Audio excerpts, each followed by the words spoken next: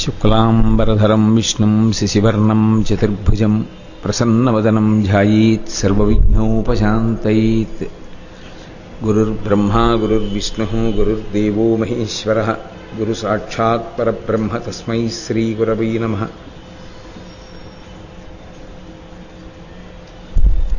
వ్యాసాయ విష్ణురూపాయ వ్యాసరూపాయ విష్ణవే నమో వై బ్రహ్మనిధయే వాసిష్ఠాయ నమో నమః.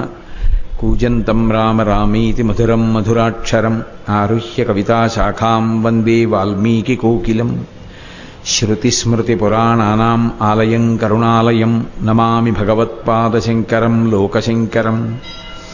వాగర్ధావివ సంపృక్తౌ వాగర్ధప్రతిపత్తయే జగతః పితరౌ వందే పార్వతీపరమేశ్వరౌ. సూక్తిం సమగ్రయతున స్వయమైవ లక్ష్మీః శ్రీరంగరాజమహిషీ మధురైఃకటాక్షైః. వైదగ్ధ్యవర్ణగుణగుంభనగౌరవైర్యాం కండూలకర్ణకుహరాः కవయోధయంతి. హైమోర్ధ్వపుండ్రమజహన్మకుటం సునాసం మందస్మితం మకరకుండలచారుగండం. బింబాధరం బహుళదీర్ఘకృపాకటాక్షం శ్రీవేంకటేశముఖమాత్మనిసన్నిధత్తాం. విమలపటి కమలకుటి పుస్తకరుద్రాక్షసస్తహస్తపుటి కామాక్షి పక్ష్మలాక్షి కలిత విపంచి విభాసి వైరించి. మనోజవం మరుతతుల్యవేగం జితేంద్రియం బుద్ధిమతాం వరిష్టం వాతాత్మజం వనరయూధముఖ్యం శ్రీరామదూతం శిరసా నమామి. ఆపదామపహర్తారం దాతారం సర్వసంపదాం లోకాభిరామం శ్రీరామం భూయో భూయో నమామ్యహం. హరి ఓం. పరమేశ్వర స్వరూపైన సభకు నమస్కారం.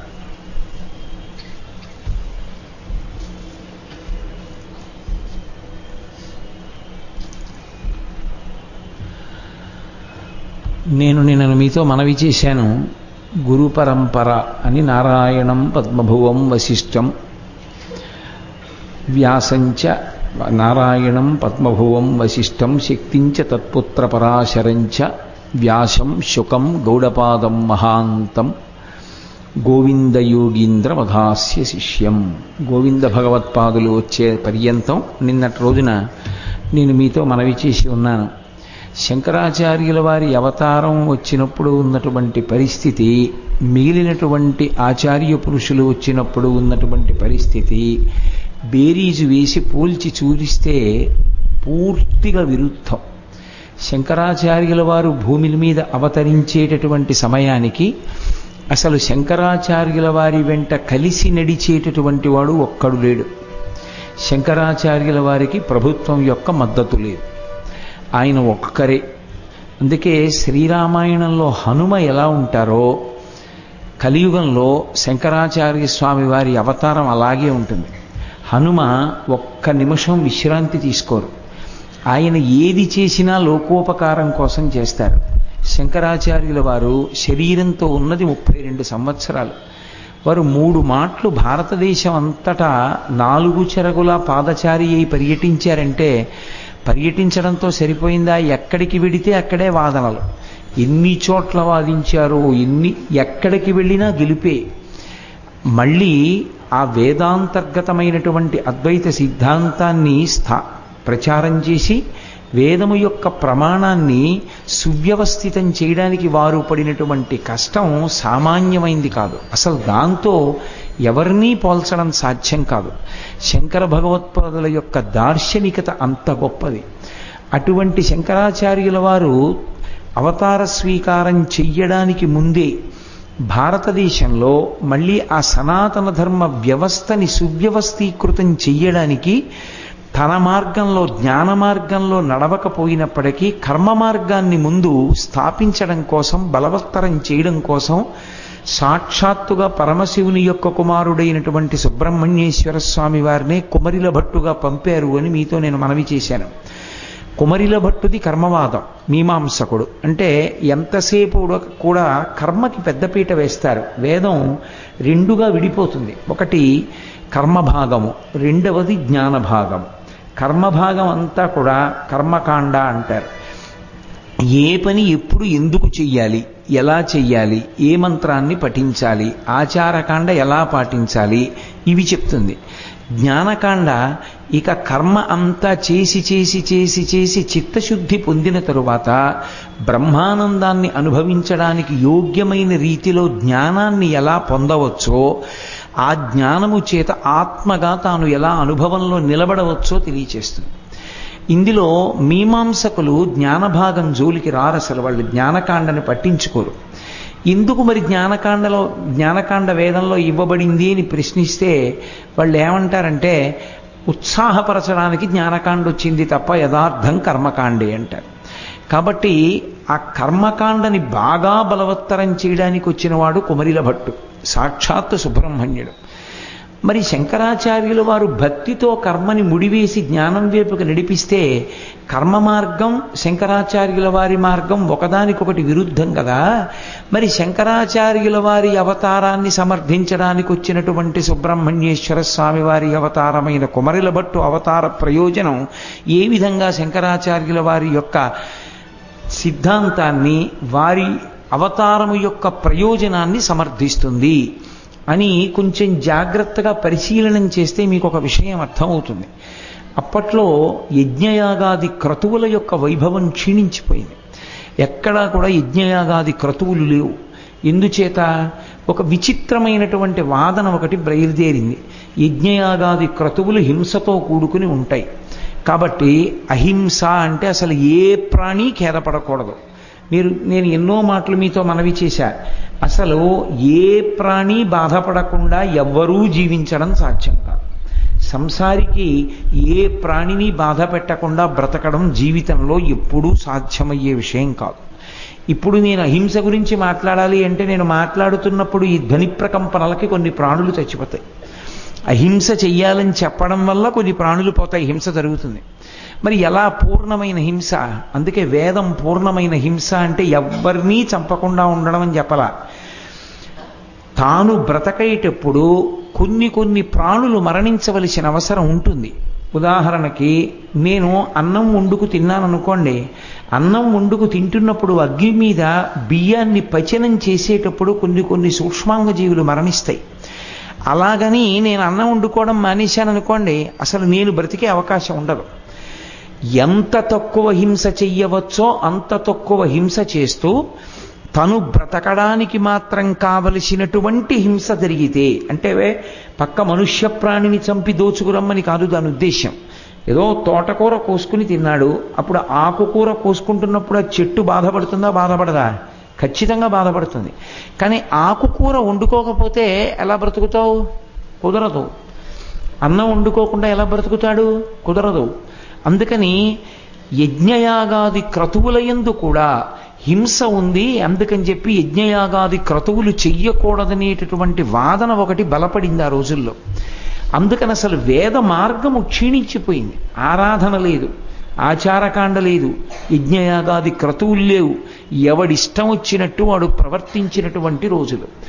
ఆకర్షణీయంగా మాట్లాడడం, పైగా చాలా ఆశ్చర్యకరమైన విషయం ఏంటంటే, పోనీ మేము వేదాన్ని ప్రమాణంగా తీసుకోవట్లేదు అని చెప్పేవారు కాదు. వేదంలోంచే చెప్తున్నామని వాళ్ళకి ఎంతవరకు నచ్చిందో అంతవరకే, మిగిలిన భాగాన్ని ముట్టుకోరు. అది ఎలా వైదికం? వేదాన్ని ఒప్పుకోవడం అంటే మొత్తం వేదాన్ని ఒప్పుకోవాలి. అంతేకాని వేదంలో కొంత భాగాన్ని నాకు ఇష్టమైన దాన్ని ఒప్పుకుని నాకు ఇష్టం లేదని పక్కన పెట్టేశాను అనుకోండి, అప్పుడు వేదం గొప్పదా నీ గొప్పవాడినా? అప్పుడు వేదంలో నా మనసుకు నచ్చింది నేను వేదం అంటాను, మిగిలింది వేదం కాదంటాను. అటువంటి ధోరణి ప్రబలిపోయింది. అటువంటి ధోరణి ప్రబలిపోయిన రోజులలో శంకరాచార్యుల వారి అవతారం రాకపూర్వమే కుమరిల భట్టు వచ్చి కర్మ మార్గాన్ని ముందు బాగా సువ్యవస్థితం చేశాడు. మళ్ళీ యజ్ఞయాగాది క్రతువులన్నీ జరిగేటట్లుగా చేశాడు. ఈ జరిగేటట్టుగా చేసేటటువంటి ప్రక్రియలో కుమరిల భట్టుకి బౌద్ధ మతానికి తీవ్రమైన విభేదం వచ్చింది. ఈ తీవ్రమైన విభేదం వచ్చినటువంటి కారణం చేత కుమరిల భట్టు అసలు బౌద్ధ మతంలో చెప్తున్నటువంటి సిద్ధాంతాలు ఏమిటో తెలుసుకుంటే తప్ప దాన్ని ఖండించడం సాధ్యం కాదు అన్న ఉద్దేశ్యంతో తాను కూడా ఒక బౌద్ధుడిగా నటిస్తూ బౌద్ధ గురువుల దగ్గరికి వెళ్ళి పాఠం నేర్చుకోవడం మొదలుపెట్టాడు. కానీ కర్మకాండ యందు చాలా విశేషమైన అనురక్తి ఉన్నవాడు కనుక బౌద్ధ గురువులకి ఇతర శిష్యులకి తెలియకుండా తాను రహస్యంగా వేరొక చోట కర్మకాండ నిర్వహిస్తుండేవాడు. సంధ్యావందనాది ప్రక్రియలన్నీ చేస్తుండేవాడు. కొన్నాళ్ళు అయిపోయిన తర్వాత వాళ్ళకి అనుమానం వచ్చింది, ఇతను మన దగ్గర పాఠం నేర్చుకోవడానికి రాలేదు, మన దగ్గర విషయాన్ని నేర్చుకుని ఇందులో ఉన్న లోపాలు పసిగట్టి మన మతం నిలబడకుండా చెయ్యడానికి వచ్చాడు. అందుకని ఇతను బ్రతకడానికి వీల్లేదని ఒక భవనంలో 7వ అంతస్తుకు తీసుకెళ్లి అక్కడి నుంచి కిందకి తోసేశారు. ఆ కుమరిల భట్టు కింద పడిపోతున్నాడు. కింద పడిపోతూ ఆయన ఒక పెద్ద అరుపు ఒకటి అరిచాడు, వేదమే ప్రమాణమైతే నాకు హాని జరగకుండుగాక అని అరిచాడు. ఆయన ఆ 7వ అంతస్తు నుంచి కింద పడ్డాడు. కింద పడ్డా ఆయనకి ప్రాణాపాయం జరగలేదు, కానీ ఒక కన్ను పోయింది, ఒక కంటికి బాగా గట్టి దెబ్బ తగిలింది. ఆయన ఆశ్చర్యపోయాడు, నేను మరణించలేదు కాబట్టి వేదము ప్రమాణమే, కానీ నా కంటికి దెబ్బ ఎందుకు తగిలింది అని అడిగాడు. అశరీరవాణి పలికింది, వేదము ప్రమాణమైతే అన్నావు, వేదము ప్రమాణమైతే అంటే నీకే ఏదో కొద్దిగా అనుమానం ఉంది అన్న విషయం వ్యక్తమవుతోంది. వేదము ప్రమాణము కనుక నా ప్రాణము పోదు అని నువ్వు అనుంటే నీకు కన్ను దెబ్బతిని ఉండేది కాదు. వేదము ప్రమాణమైతే అండంలో ఎక్కడో చిన్న సంశయం వ్యక్తమవుతోంది. వేద ప్రామాణ్యమునందు సంశయాన్ని వ్యక్తం చేశావు కనుక ఒక కన్ను దెబ్బతింది అంది ఆ శరీరవాణి.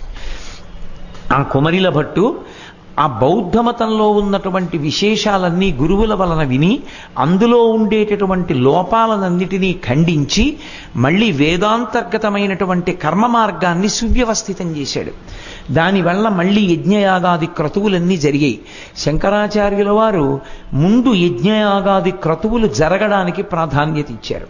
తన అవతారంలో భక్తిని కర్మతో ముడివేసి జ్ఞానప్రచారం జరిపించడం కన్నా ముందే కర్మ మార్గాన్ని బాగా స్థిరీకరించడానికి కారణమేమో నేను మీతో ఒక రోజున ప్రస్తావించాను. దేవతలు వెళ్ళి పరమశివుడి దగ్గర ఏడ్చారు, మాకు అన్నం లేదు, యజ్ఞయాగాది క్రతువులు ఆగిపోయాయని. అన్నమో రామచంద్ర అని ఏడుస్తున్నటువంటి దేవతలకి ముందు హవిస్సు అందేటట్టుగా చూడాలంటే యజ్ఞయాగాదులు ముందు జరగాలి. అది జరిగితే దేవతలు సంతోషపడితే, వర్షం పడితే ముందు ప్రజలు శాంతిగా ఉంటారు, దేవతలు శాంతిగా ఉంటారు. అందుకే ముందు యజ్ఞయాగాదులు జరిగేటట్టుగా చెయ్యడం కోసమని వాటిని విమర్శించినటువంటి బౌద్ధ మతంలో ఉన్న లోపాలను చెప్పి యజ్ఞయాగాది క్రతువులు బాగా జరిగేటట్టుగా చేసేట్టు చూడడానికి తన కుమారుడైనటువంటి సుబ్రహ్మణ్యేశ్వర స్వామి వారిని కుమరిల భట్టుగా పంపారు. కానీ కుమరిల భట్టు మంచి కర్మవాది, మీమాంసకుడు. ఆయన యజ్ఞయాగాది క్రతువులు జరిగేటట్టు మళ్ళీ ప్రచారం చేశాడు, జరిగేటట్టు చూశాడు. కానీ ఆయన ఒక్కసారి విచారణ చేసుకున్నాడు, నా జీవితంలో నేను ఒక పెద్ద పొరపాటు చేశాను. బౌద్ధ గురువుల దగ్గరికి నేను వెళ్ళింది నిజంగా బౌద్ధ మతంలో ఉన్న విషయాల్ని వినయంతో తెలుసుకోవడం కోసం కాదు. బౌద్ధ మతంలో చెప్తున్న విషయాల్లో ఏ లోపాలున్నాయో తెలుసుకోవడానికి నేను ఆ గురువుల దగ్గరికి వెళ్ళాను. గురువుని మోసబుద్ధితో ఆశ్రయించడం తప్పు. అది ఎవరైనా కావచ్చు, నేను నమ్ముకున్న మతంలో గురువు కావచ్చు, నేను విమర్శిద్దామనుకున్న బౌద్ధ మతానికి సంబంధించిన గురువు కావచ్చు. ఆ గురువుని మోసగించి విద్య నేర్చుకున్నాను కనుక నేను ప్రాయశ్చిత్తం చేసుకోవాలి అన్నాడు. ప్రాయశ్చిత్తము అంటే తను చేసిన దోషానికి తానే శిక్ష వేసుకుంటాడు. కాబట్టి ఇప్పుడు నేను ప్రాయశ్చిత్తం అనుభవిస్తానని ఒక పెద్ద ఊక రాసిన ఒక దాన్ని ఏర్పాటు చేసి దానికి అగ్నిహోత్రం వెలిగించారు. తుషాగ్ని అని. అది ఒక్కసారి అంటుకోదు, మంట మండేటట్టుగా కాదు, లోపల లోపల రగులుకుంటుంది. ఆ తుషాగ్ని మధ్యలో కూర్చుంటారు, ఆ ఊక మధ్యలో కూర్చుని తలొక్కటే బయటకు ఉంటుంది. ఆ ఊక కింద నుంచి కాలడం మొదలు పెడుతుంది. మొదలుపెట్టినప్పుడు అందులోకి దిగుతారు, ఆ ఊకలోకి దిగుతున్నప్పుడు అగ్నిహోత్రం కింద నుంచి అంటుకోవడం మొదలు పెడుతుంది. బ్రతికుండగానే కింద నుంచి అంటుకుని కాలిపోతుంటే ఆ ఊక వేడి సెగ తగులుతూ పైకొచ్చే వరకు, ప్రాణం పోయే వరకు ఎంత కొట్టుకుని బాధపడో ప్రాణం విడిచిపెట్టాలి. తుషాగ్ని యందు ప్రాణం విడిచిపెట్టడం అంటే అంత కష్టంతో కూడుకున్న విషయం.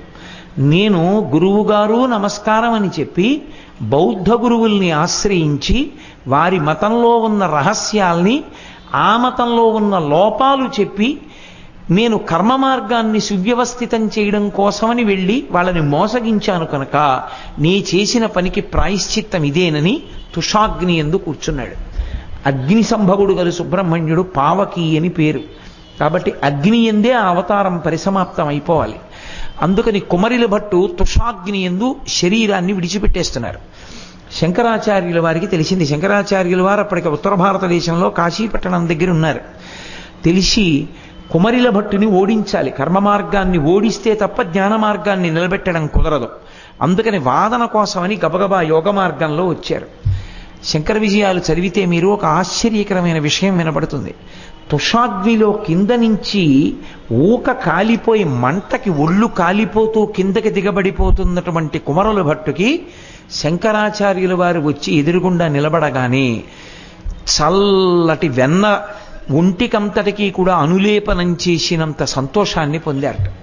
అప్పుడు శంకరాచార్యుల వారికి కుమరిల భట్టుకి ఇద్దరికీ కూడా పరిచయ వాక్యాలు జరిగాయి. జరిగిన తరువాత కర్మ మార్గం పూర్తిగా పరిణితి ఎందుకు ఇవ్వదో శంకరాచార్యుల వారు చెప్పారు.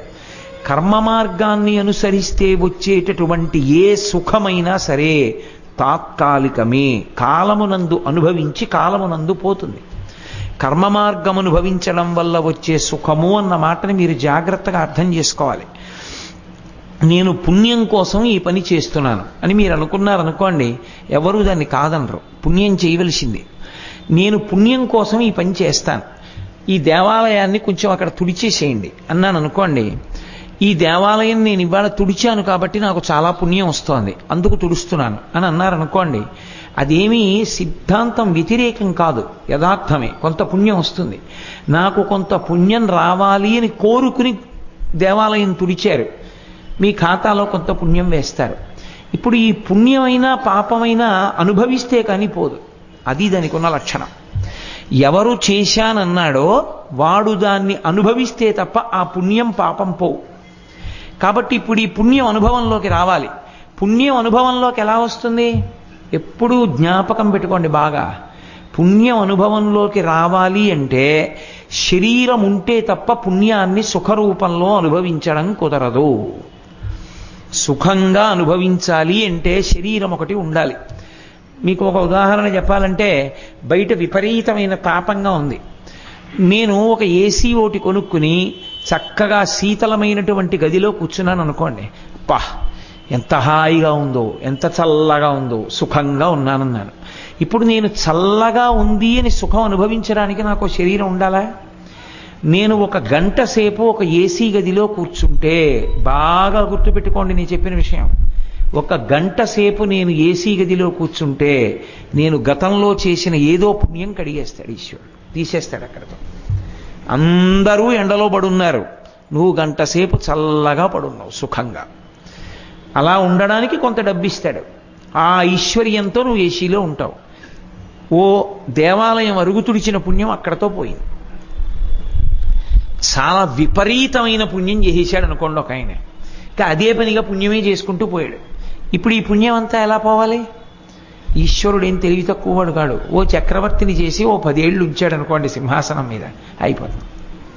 చక్రవర్తిగా కూర్చోవడం చాలు అంతఃపురంలో.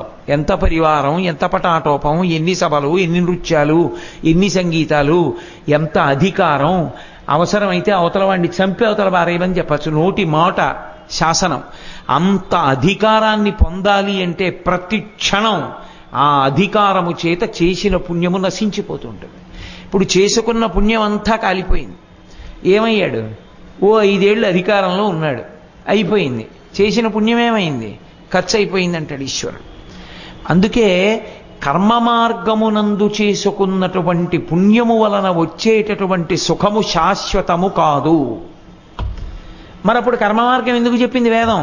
మరి కర్మకాండ ఎందుకు చెప్పినట్టు? దేని కింద మార్చుకోమని చెప్తారంటే అది శంకరాచార్యుల వారు ప్రతిపాదించింది. శంకరులు ఏది ప్రతిపాదించినా వేదాంతర్గతం. ఆయన స్వంత సిద్ధాంతం. ఆయన ఒక్క మాట అంటే ఒక్క మాట ఆయన మాట్లాడాల. మీకు ఎప్పుడు బాగా జ్ఞాపకం పెట్టుకోండి, ఎప్పుడు నోరు విప్పి మాట్లాడినా అది వేదం ఒప్పుకున్నదైతేనే మాట్లాడేవాళ్ళు మీకు వాంగ్మయం మొత్తం మీద ఇద్దరే కనపడతారు. ఇద్దరే. వేదం ఒప్పుకున్నదంటేనే మాట్లాడతారు వాళ్ళు. వేదం ఒప్పుకోలేదు వాళ్ళు మాట్లాడరు. నరుడిగా వచ్చి అలా మాట్లాడినది ఇద్దరే వాంగ్మయంలో. ఒకడు రాముడు, రెండవ వారు శంకర భగవత్పాదులు. వీళ్ళిద్దరే. నాకు తెలిసి చెప్పడానికి మూడో పేరు లేదు. ఎప్పుడు ఎవరు ఎక్కడో అక్కడ వేదంలో ఓ భాగం ఒప్పుకుని ఓ భాగం ఒప్పుకోకుండా సొంత పెత్తనం చేసిన వాళ్ళే. వేదాన్ని వేదంగా పూర్తిగా అంగీకరించి మాట్లాడిన మహాపురుషులు ఇద్దరే. ఒకరు శంకర భగవత్పాదులు, రెండు శంకరాచార్యుల వారు, అదే రామచంద్ర ప్రభు. కలియుగంలో, ఈ యుగంలో, ఈ మధ్య కాలంలో రెండు చేతులెత్తి మనం నమస్కరించవలసిన మహాపురుషులు. నోరు విప్పితే వేదం అంగీకరించింది మాట్లాడడం, వేదం ఎలా చెప్పిందో అలా ధర్మాన్ని పాటించడం తప్ప, ప్రాణం పోయిన వేదం ఎలా చెప్పిందో అలా బ్రతకకుండా ఒక్క నిమిషం కూడా గడపనటువంటి ఏకైక వ్యక్తి చంద్రశేఖరేంద్ర సరస్వతి మహాస్వామి. కాంచీపురం కామకోటి పీఠాధిపత్యం వహించినటువంటి మహాపురుషులు. కాబట్టి అటువంటి శంకర భగవత్పాదుల నోటి వెంట అసంబద్ధమైన మాట రాదు. వారు కుమరిల భట్టుకు చెప్పిన మాట అది. కర్మ మార్గంలో ఉన్నావు, కర్మ చేస్తున్నావు, ఎంత కష్టపడి ఆచారకాండతో కర్మ మార్గంలో చేసినప్పటికీ ఆ పుణ్యము సుఖరూపంలో వ్యయమైపోతుంది. మళ్ళీ నువ్వు చేసిన పుణ్యం ఏమైనట్టు ఏముండదు, కొంతకాలం అయిపోయిన తర్వాత. అదే పుణ్యాన్ని చిత్తశుద్ధి కొరకు చేశావు. దేవాలయం అరుగు తుడిచారు ఇద్దరు. అందుకే మీరు చూడండి, వేదాంతం గహనం జాగ్రత్తగా పట్టుకోవాలి. ఇద్దరు వెళ్ళి అయ్యప్ప స్వామి ముందు నించున్నారు. ఒక ఆయన అన్నాడు, పరమేశ్వర పరమేశ్వర, నా కొడుకు మంచి ఉద్యోగం వచ్చేట్టు చూడు, ఇవాళ నీ దేవాలయం అంతా తుడిచానన్నాడు.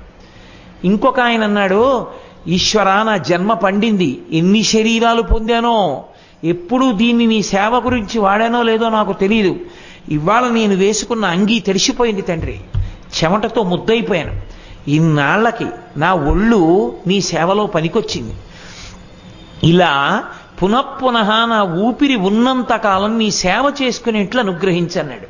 ఇద్దరూ కోరికేనా కోరారు? ఇద్దరిది కోరికేనా? ఒక ఆయన శరీరం ఉన్నంతకాలం అలాగే సేవ చెయ్యాలన్నాడు, ఇంకొక ఆయన కొడుక్కి మంచి ఉద్యోగం రావాలన్నాడు.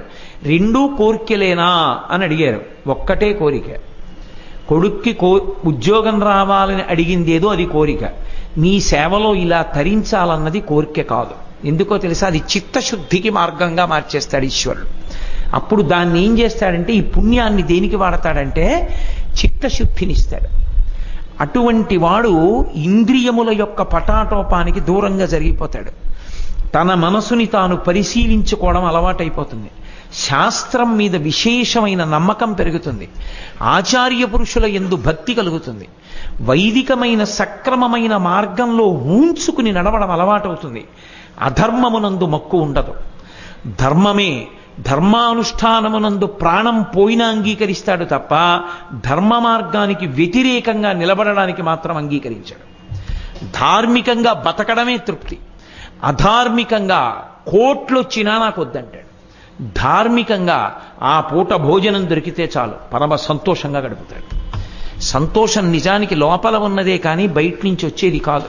అందుకే శంకరాచార్యులు వారు యతిపంచకం చేస్తూ ఒక చోట అంటారు, కౌపీనవంత కలుభాగ్యవంత అంటారు. గోచి పెట్టుకున్నవాడంత సుఖవంతుడు లేడన్నారు. అన్నీ విడిచిపెట్టేసినటువంటి సన్యాసి దగ్గరికి చక్రవర్తి మనశ్శాంతి కోసం పెడతాడు. విడిచిపెట్టడంలో శాంతి ఉంది కానీ పట్టుకోవడంలో శాంతి లేదు. అందుకే వేదం ఎప్పుడూ ఏం చెప్తుంది అంటే పట్టు విడుపు నేర్చుకో అని చెప్తుంది. అందుకే మన వాళ్ళు అంటుంటారు, ఆయనకి పట్టు విడుపు తెలియదండి అంటారు. జీవితంలో ఏది పట్టుకున్నా దేనికోసం అంటే విడిచిపెట్టేయడం కోసం పట్టుకోవాలి. అందుకే మీరు జాగ్రత్తగా పరిశీలించండి. సనాతన ధర్మమునందు మీరు ఏది పట్టుకున్నా వదిలిపెట్టేయడానికే. చిట్ట చివర ఏది పట్టుకోవడం కోసం ఇవన్నీ అంటే పరమేశ్వరుణ్ణి పట్టుకోవడం కోసం. మిగిలినవన్నీ పట్టి వదిలేయాలంతే. ఒకనాడు బ్రహ్మచర్యం ఎందుకు పట్టుకోవాలి? గురువు గారి దగ్గర సావధానంగా వినడానికి. బ్రహ్మచర్యం ఎందుకు వదిలిపెట్టేయాలి? మనసునందు పొటమరించినటువంటి కామము అధర్మం వైపుకి నడిపించకుండా ఉండడానికి ధర్మపత్నిని స్వీకరించి ధార్మికమైన సంతానమును పొంది ఈ సుఖములు ఒక సుఖములా అన్న వైరాగ్యమును పొందడానికి స్వీకరించాలి. ఆ వైరాగ్యం వచ్చేశాక ఇక ఆ సంసారాన్ని కూడా వదిలిపెట్టేసి వానప్రస్థ అయిపోవాలి. వానప్రస్థుగా కూడా డస్సిపోయాక సన్యాసాశ్రమంలోకి వెళ్ళిపోవాలి. సన్యాసాశ్రమంలో కూడా ధర్మంతో పండిపోయిన తర్వాత సాక్షి మాత్రంగా శరీరాన్ని చూస్తూ వదిలిపెట్టగలగాలి. అన్నీ వదిలిపెట్టేది దేనికి అంటే శాశ్వతమైన పరమేశ్వర తత్వాన్ని పట్టుకోవడం కోసం. అందుకే పట్టు విడుపు అంత అవసరం. అది శంకర భగవత్పాదులు కుమరిల భట్టుతో ప్రతిపాదన చేశారు. కర్మ చేత నువ్వు సాధించినది ఏదైనా కాలమునందు వెళ్ళిపోయేదే, అది నీతో ఉండేది కాదు, నీతో శాశ్వతంగా ఉంటుందని నమ్మకం లేదు. ఇల్లు, భార్య, బిడ్డలు, డబ్బు, పదవి, ఇవేవి మీరు సుఖస్థానములని మీరు పిలిచినవి ఏ ఉంటాయో లోకంలో, సుఖస్థానమని పిలవబడినవన్నిటినీ అపహరించడానికి పరమేశ్వరుడు ఒక రూపంతో తిరుగుతూ ఉంటాడు. అందుకే రుద్రంలో ఈశ్వరుడికి ఓ పేరుంది, పెద్ద దొంగ అని.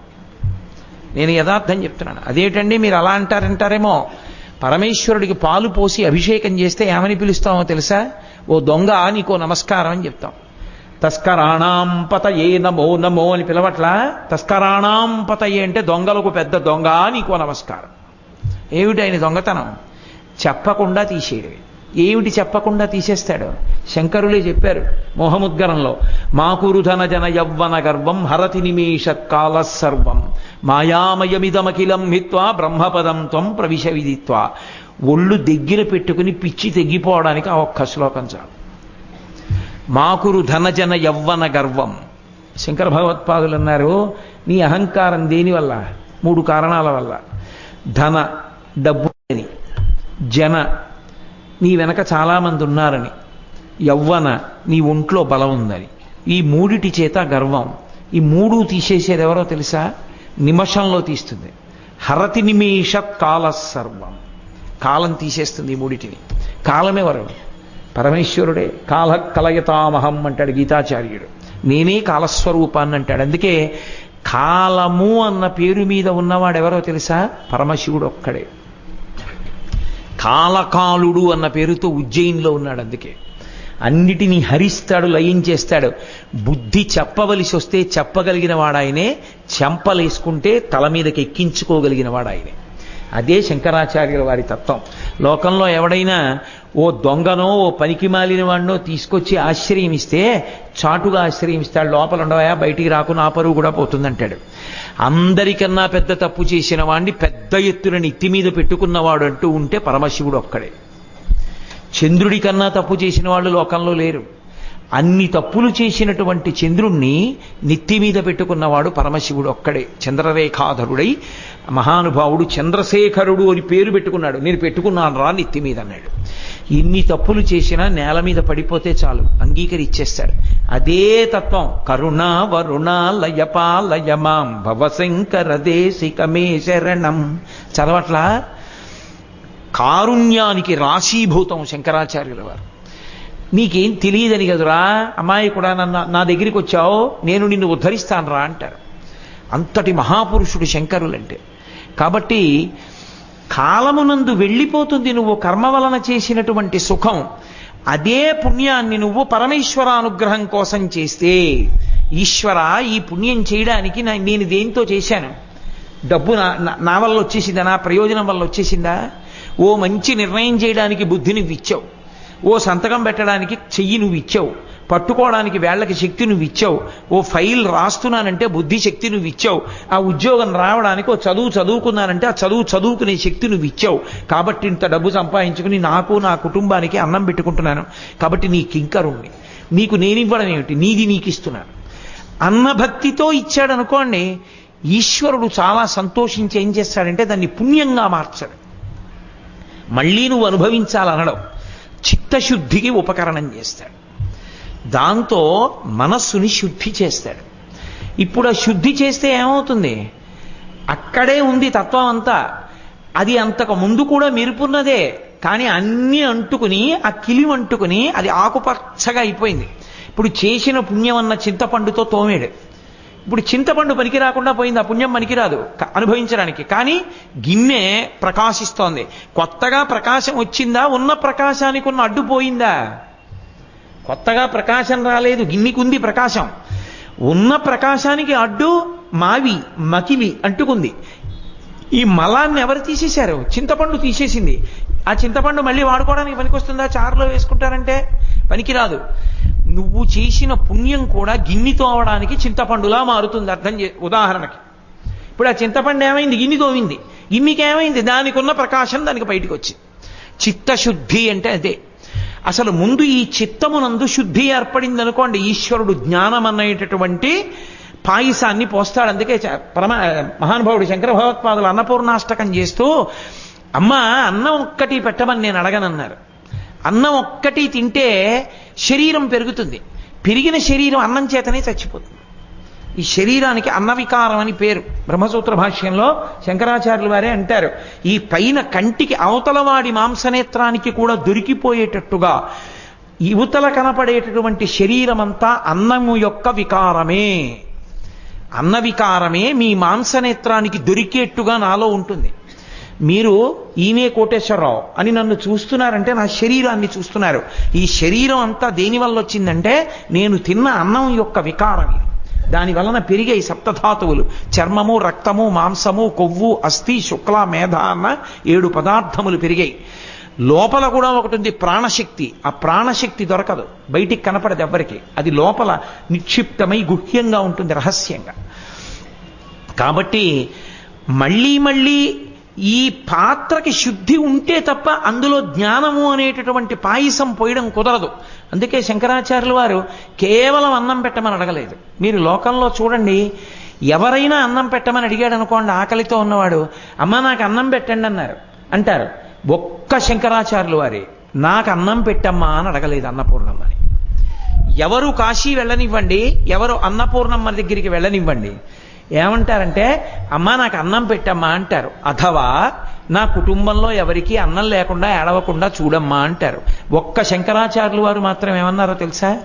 మాతాచ పార్వతీదేవి పితాదేవో మహేశ్వర బాంధవా శివభక్తాశ్చ స్వదేశో భువనత్రయం.